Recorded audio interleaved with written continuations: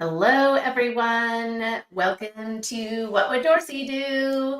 I'm excited to be coming to you today with a brief discussion about parental alienation and really the alienation decoder. So I'm sure you are aware that understanding parental alienation without feeling overwhelmed by the complexities of is it a real pathology? Is it a not? Is it not? Is a major problem for divorcing parents worldwide. And there are really a few reasons why people struggle with how to overcome the parental alienation struggle, if you will. And one is people are overwhelmed, right? You're overwhelmed with trying to understand what is this family dynamic known as parental alienation.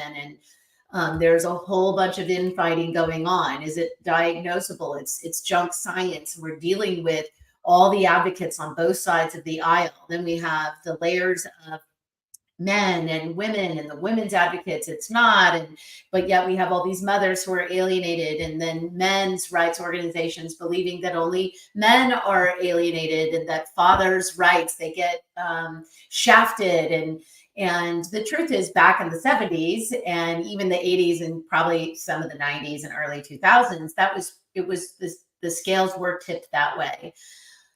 And the truth is, the pendulum is swung somewhere in the middle now, where both mothers and fathers are being alienated. And today I want to talk a little bit about what is this thing called parental alienation and decoding the mystery of, is it a diagnosable pathology? Is it not? And a lot of parents get really burnt out in the legal system because of this infighting, because of the red herring, if you will, this straw man argument that parental alienation is not a diagnosable pathology. And the truth is, it isn't. It isn't a diagnosable pathology. But just because it's not a diagnosable pathology, does that mean it doesn't exist? And so many parents get so frustrated because there is this gross misunderstanding in the professional community about what is actually going on and then what to do about it. So I'm Dorsey Kruger, the CEO and founder of the Conscious Co-Parenting Institute, a formerly alienated child who reunited with my dad, reunited my siblings with my dad that were alienated, and also a formerly targeted parent, step parent, and a professional in this space since 2006 who really understands this underlying, what's going on under the hood, this underlying problem where children are losing a relationship with one of their beloved parents. So the good news is that if you are still struggling with this issue, I want to show you how to increase your awareness in understanding what is this, so that you can actually reunite once and for all with your children. So let's dig into the parental alienation or the alienation decoder.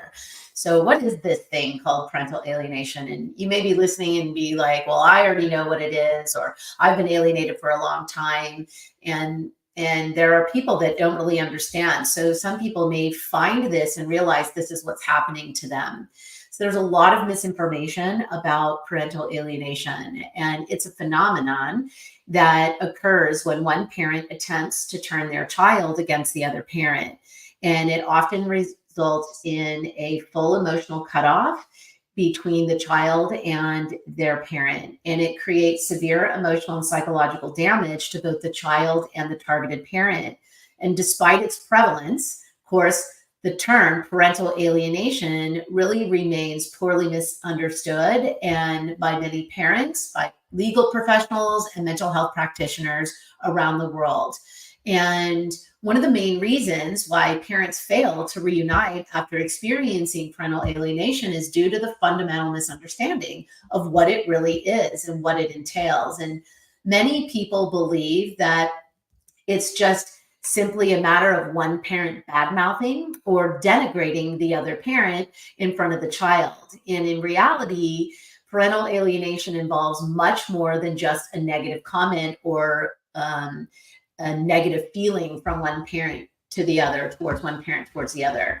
Oftentimes, it's the ongoing pervasive behavior, and implicit and explicit, from one parent around the child towards the other parent that causes this shift. And I'm going to talk a little bit about that.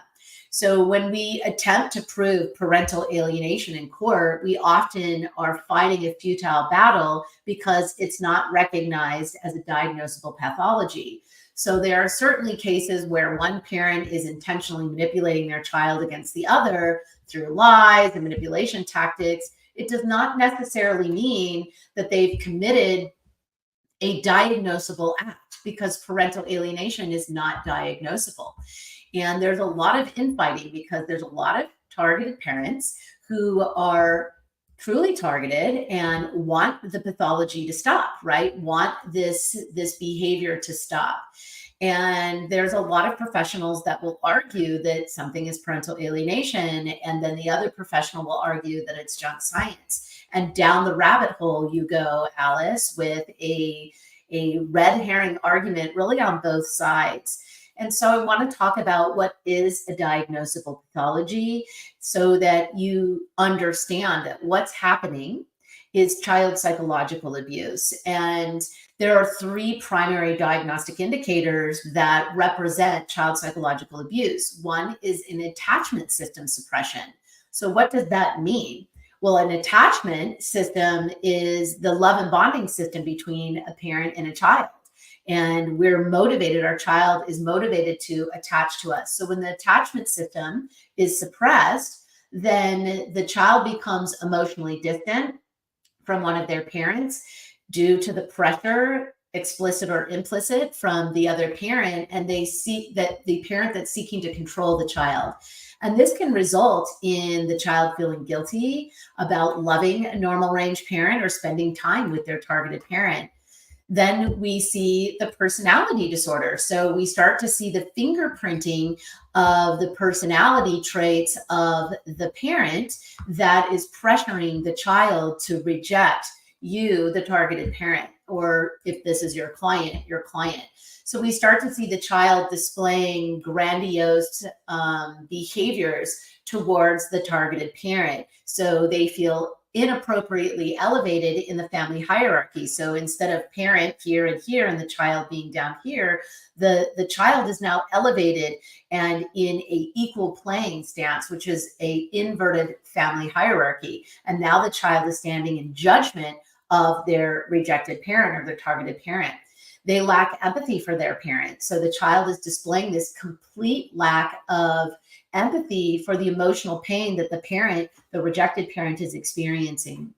The child feels entitled to display their over-empowered sense of deservingness, if you will, in their desire to have all of their needs met by the rejected parent.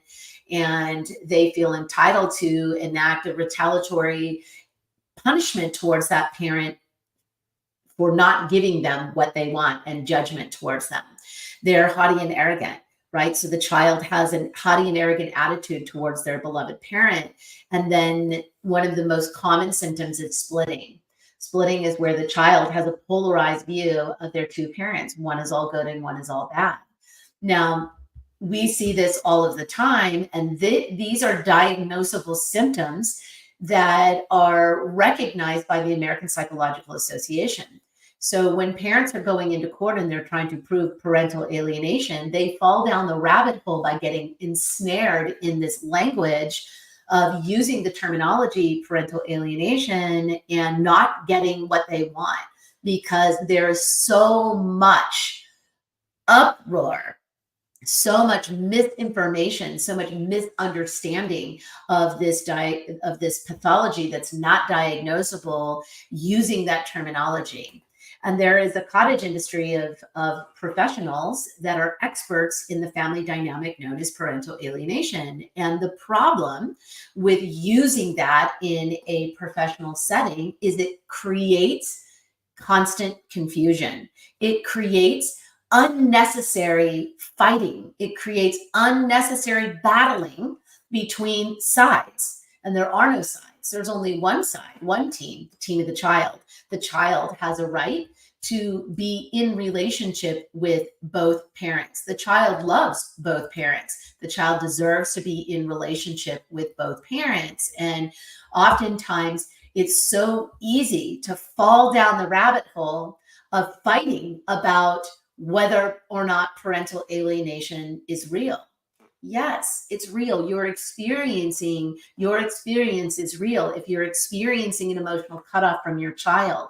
However, if you are going out into the professional world, if you're trying to prove something in court, if you're trying to get a proper diagnosis, you need to be using the proper terminology. So when you start using the terminology parental alienation, you fall down the rabbit hole and create a red herring argument. And now everybody's fighting over all of the things, and they've taken the focus off the real issue, which is the child's psychological abuse. What's happening to your child? Now, there is a second form of the diagnostic symptom, which is the phobic anxiety towards a parent. So the child has a irrational fear of a parent. So an irrational fear is that there's nothing to be afraid of, nothing has happened, but the child has this persistent, unwarranted fear about being around you. They have this severe anxiety if you're at their games and they're trying to avoid you. Now, this is a symptom, right? This is a symptom of something. So who's causing that? And if there's nothing that you've done as a parent that would warrant this phobia of you, then this is a diagnostic symptom. We can look at it from within the constructs that are already accepted by the APA.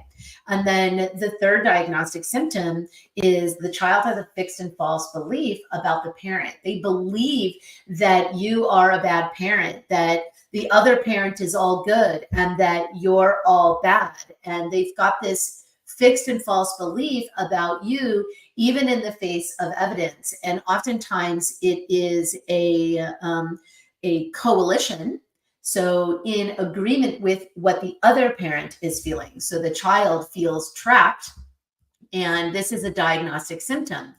One of the problems with Richard Gardner, who coined the phrase parental alienation, with his narrative, if you will, around parental alienation, and what's really caused a lot of this hoopla around it's not a diagnosable pathology, it is some of his belief systems around it, one, and two, he tried to introduce this as a new form of pathology, different from anything else that can be diagnosed, and that's just simply not the truth.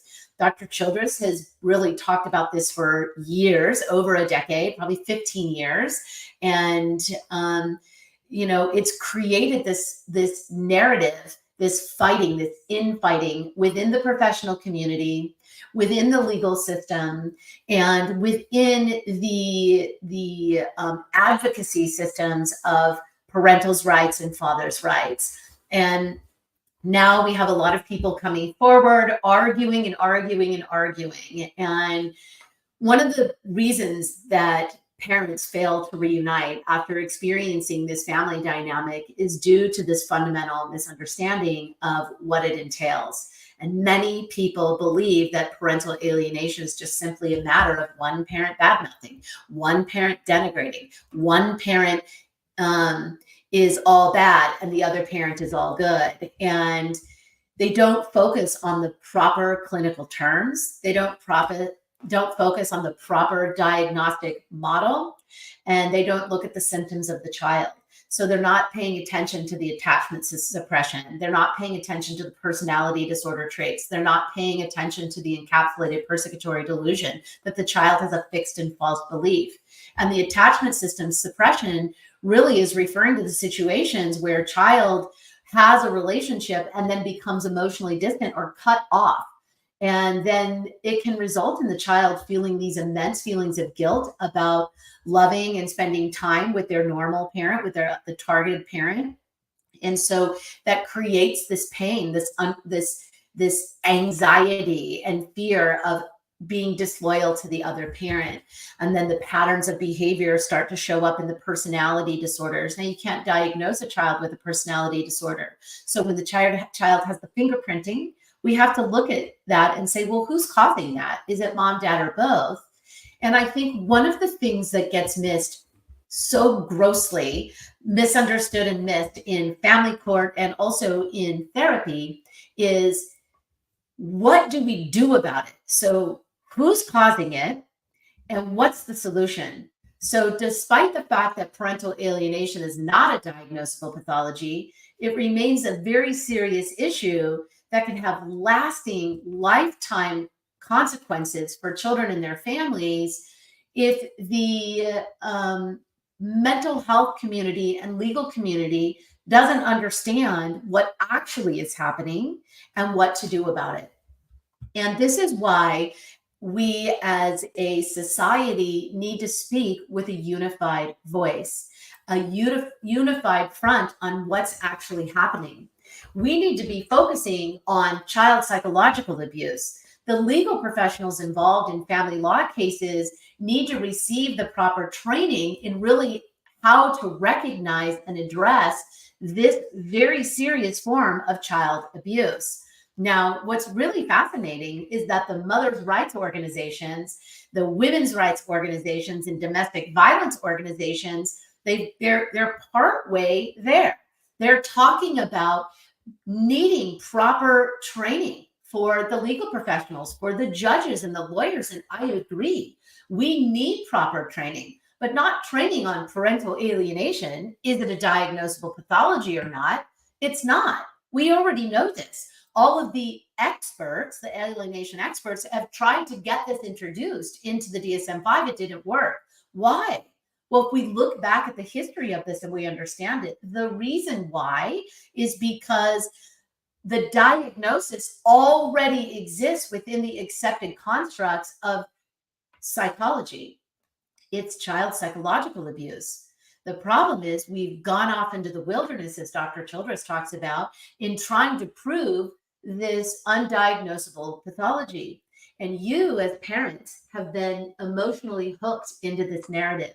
You know what's happened to you. You know what it's like to be on the receiving end of the rejection and the emotional cutoff from your child. Of course you do. And it's painful and it's real. And what's also real is that what's happening to your child needs to be properly determined, properly diagnosed. The child's psychological abuse, what's happening to your child. When you're putting a case together, you have to effectively use the right terminology and wrap the evidence around that. What is happening to the child? Ultimately, parents who find themselves dealing with this false narrative of parental alienation, you have to remain vigilant and take the steps to protect both yourself and your child from further harm.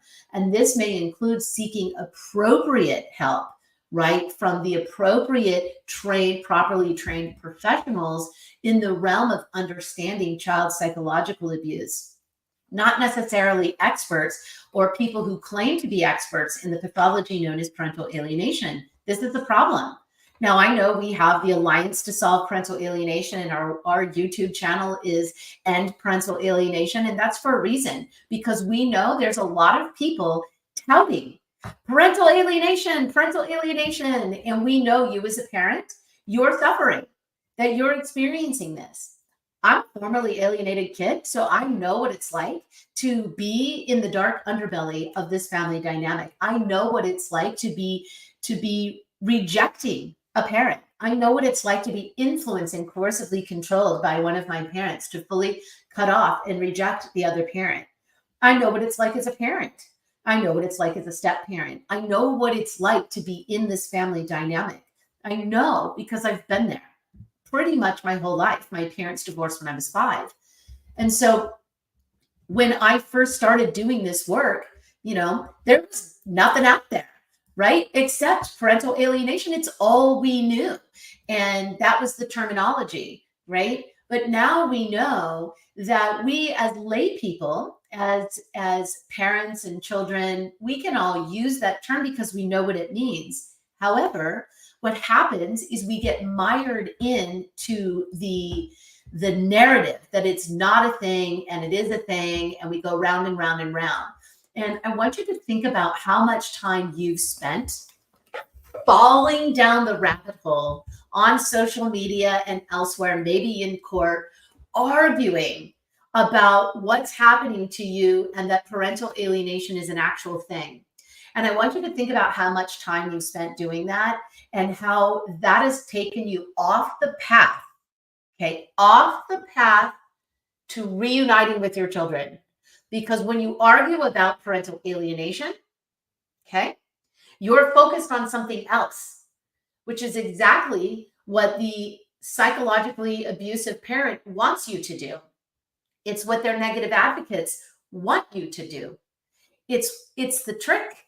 People are tricking you into arguing about something, okay? This is what's happening in the world today. It's happening because the pathology, I feel like the pathology is like an infection in the brain, right? It's like all these little tentacles and wiring in the brain, and it's misfiring your brain. And the goal is to get you off of what's happening. Look over here, while I continue to coercively control and hold the child over here, the hostage. The child is the hostage. And I hold you hostage in this false narrative.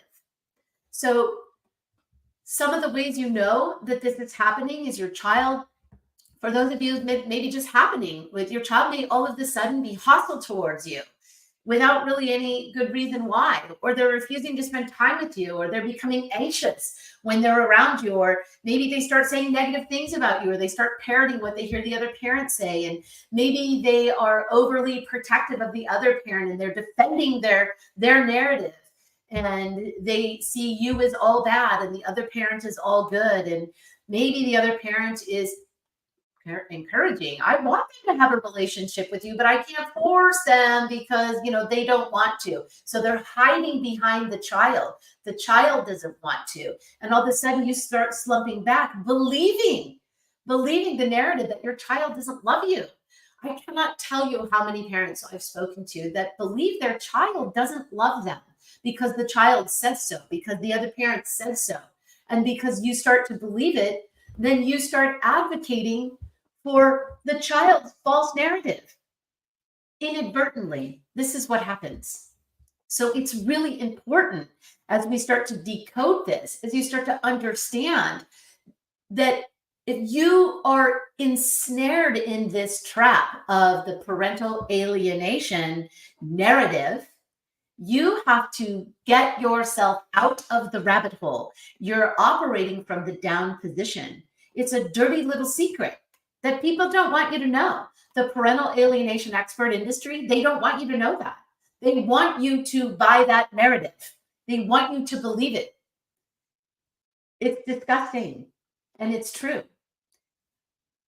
I hate to be the bearer of the bad news, but I'm going to be the bearer of the bad news because my role in this is to end parental alienation. I want to stop the suffering of family. That's my goal. And I started my business with that intention in mind. I didn't know in 2006 when I started to work in this space and discover what was happening to me, that what I really meant by that was to obliterate the term in general, because the term is causing suffering. The term parental alienation is causing delays in the solution. Everybody's focused on, is parental alienation a real pathology? Is it a diagnosable pathology? And the truth is no, it's not. That doesn't mean it's not happening. It doesn't mean you're not experiencing the cutoff from your child, but we must speak in a unified voice. We must start using the proper terminology. Why? Why do we use the same professional terminology? Because with the right terminology, and we all speak with a unified voice, we get out of the straw man argument. We move out of the controversy, this red herring argument over here. Look over here, look over here, while we continue to abuse children over here. all this controversy has delayed the solution for decades, okay? For decades. Parents should avoid engaging in behaviors that get into the argument of parental alienation is real or it's not real. Your children are being used as pawns in this custody battle. And ultimately, it's essential for you to get out of the false narrative, the red herring argument. Is it real? Is it not real?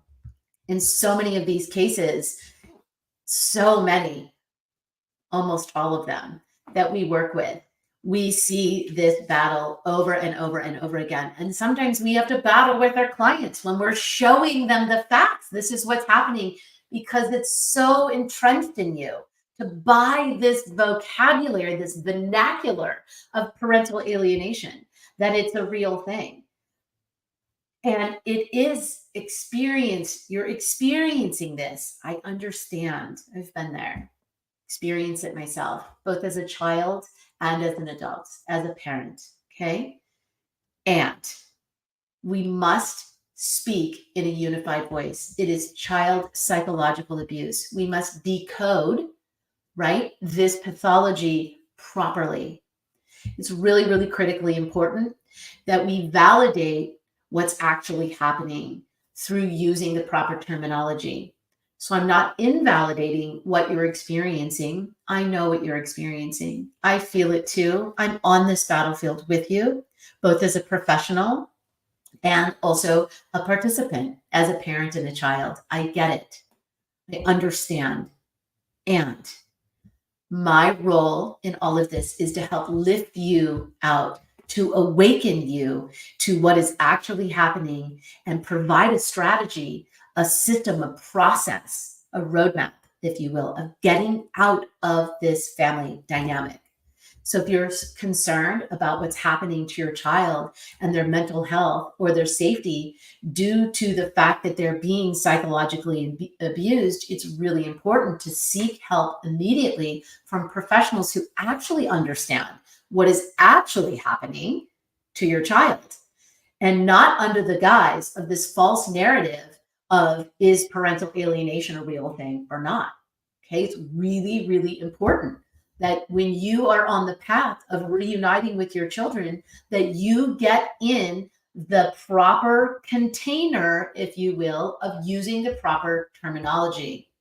The most important thing you can do is to hire somebody or work with somebody or consume this content and understand this dynamic from the already accepted constructs of mental health. So when you select a mentor, we want to make sure that you're working with somebody who's further along in the journey, someone who's achieved what you want to achieve. There are a lot of people out there on the internet now, a lot of people claiming things, a lot of new coaches, a lot of coaches who are not parents, trying to help parents solve this family dynamic. There are a lot of people with a perspective that they don't have, right, of what it's like to actually be in your shoes and how to actually solve it. There's a lot of people trying to teach things that they haven't actually experienced themselves. So there's the perspective of reuniting from what works from the parents' perspective. There are a lot of coaches that are new coaches and people popping up all over that have never even gone through a divorce. They've never experienced alienation. They've never been a parent. Now there's a lot of beloved children coming forward. And I want to talk I'm going to talk briefly, not a lot, about the alienated children that are coming forward. I'm seeing a lot of stuff going on in the space, which is very disheartening. One is the fighting, once again, is parental alienation, a diagnosable pathology. And I see a lot of attacking in the community from professionals and parents and others on alienated children, adult children who are reuniting with their parent and coming forward with their story.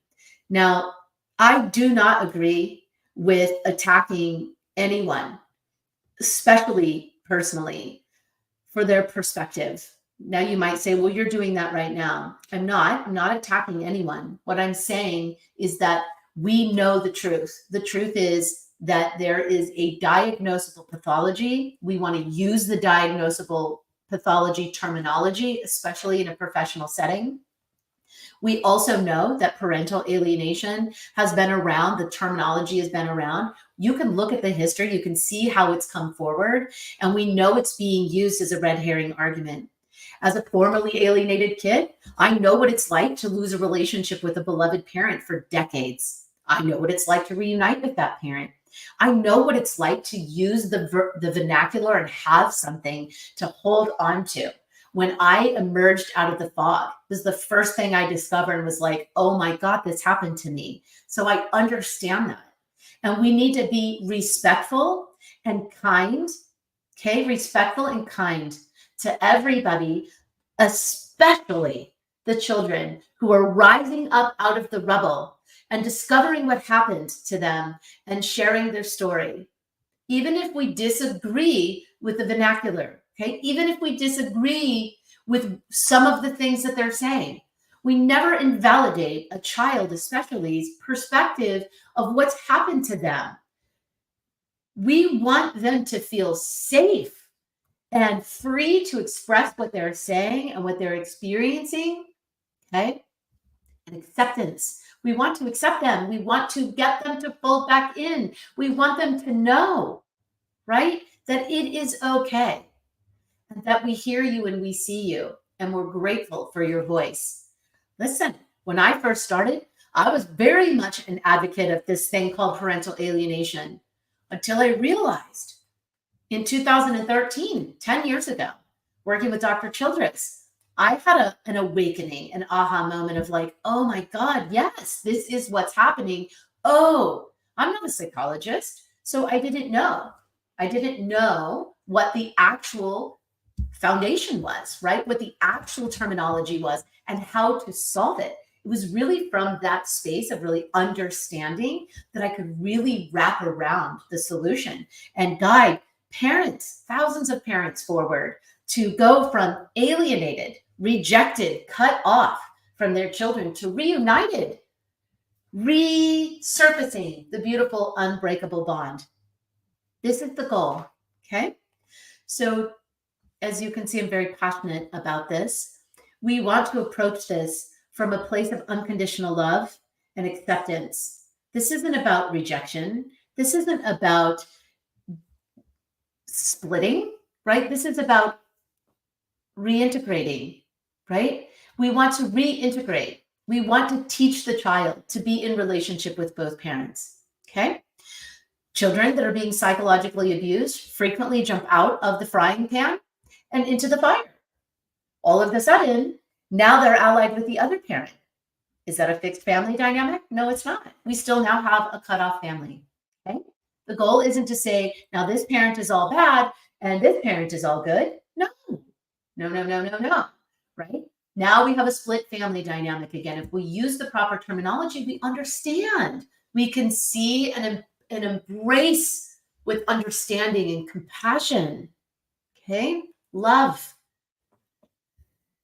Oof. On my soapbox, as you can see, I'm very passionate about this family dynamic and about resolving it, about using the right language, about decoding what's going on, about watching. I'm watching all of this stuff going on. I remember what it was like when I first started doing this work, and I was so excited. I was so excited as an alienated kid to actually like, oh my gosh, this is what happened to me. Oh my gosh, is there a solution? And I started reaching out to all of the experts, and guess what I found?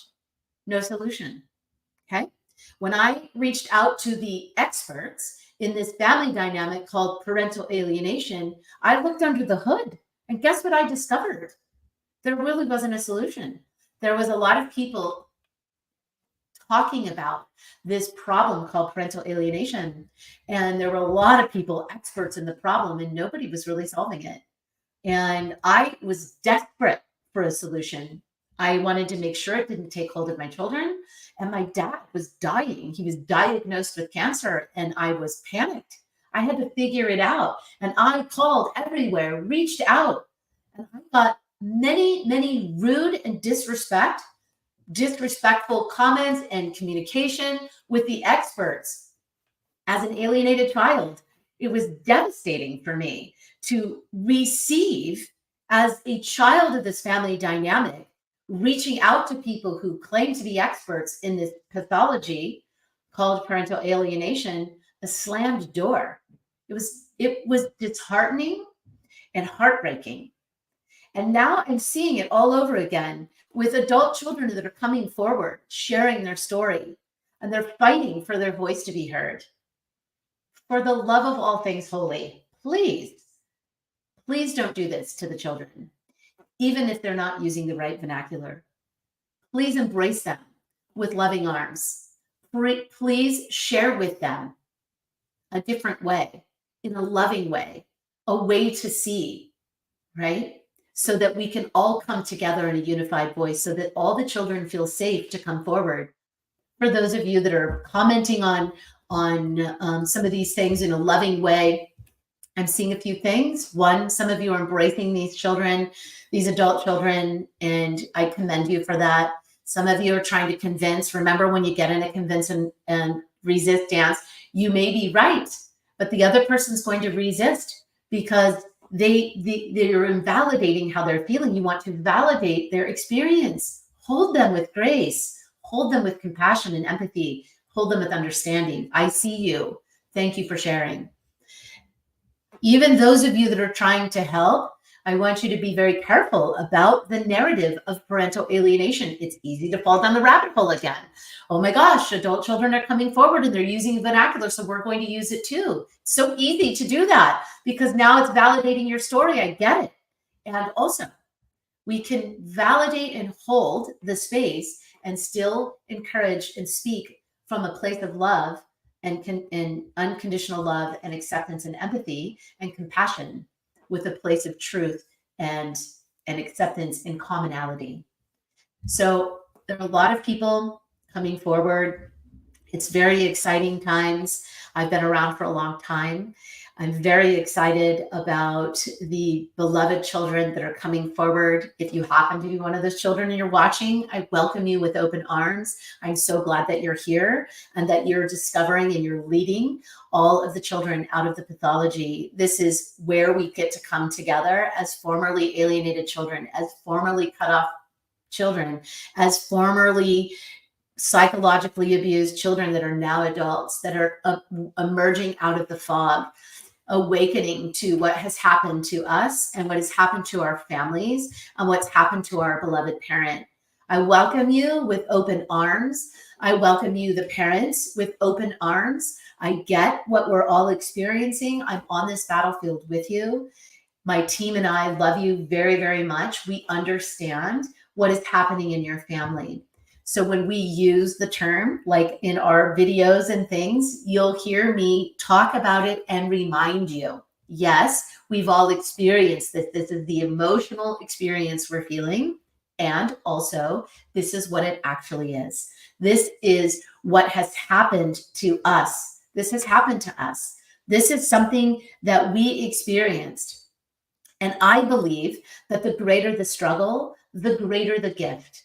The greater the struggle, the greater the gift. If you are struggling with this, you can flip that and understand that there's a purpose for it. You're part of bringing forth the solution, part of bringing forth the change. And I understand what it's like from the inside out, from all of the perspectives. That's why we created the solutions. That's why we have many opportunities for parents and children to plug in somewhere along the path, depending on where you are. Many, many, many people have tried to knock me down, right? Many people from many sides, all sides of this family dynamic, from pathogenic people, from advocates on all sides, from the experts. But why am I still here? They point fingers and they try to destroy each other. They try to destroy me. And it turns out when you shine the light drowns out the darkness. It turns the dark, dreary, disgusting places that we find ourselves in into light and illuminate. Okay? We illuminate into those dark places. We illuminate to show you the pathway forward. Okay?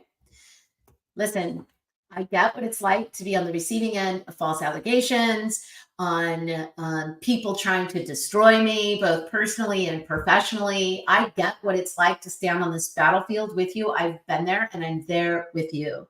I know what it's like to shine that light from your heart out as the chosen parent. The chosen parent, your child is choosing you. They know that you're going to lead them out of this hell, out of this suffering, and into the place of your unconditionally loving arms again. And it's time. We understand you can't do it alone. It's not up to you to do it alone. I can't do it alone either. Your children want to see you on the front lines of this battlefield. They want to see you as the person that they chose leading the charge of solution-focused change agents, the people here working with you to support you. You're role modeling the pathway forward. We're role modeling the pathway forward for you. So when you're choosing your professionals to work with you, you want to choose people that have been further along on the journey than you. Solve the problems you want to solve. Jim Rohn said, here's one of the people that said anyways, that you're the average of the 5 people you spend the most time with.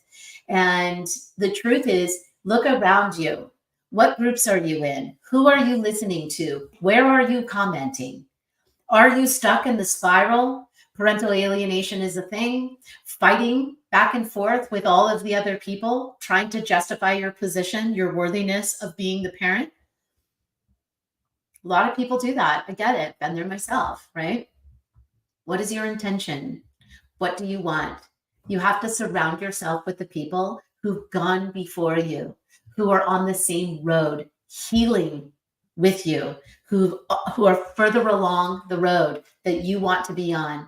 Look around you, look at the groups that you're in, surround yourself with people who are willing to be on the path of solution with you, who are already on the path, who are journeying with you, alongside of you, in front of you, who are solution focused, who understand the right vernacular, the right terminology. They understand what parental alienation is, but they're not going to fall down the rabbit hole. Is it real or is it not real? They understand. We understand what this is, and we're going to use the proper terminology. We're going to do what needs to be done to recover you and your children, to recover your unbreakable bond. Children deserve to be in relationship with both parents. Children love both parents no matter what.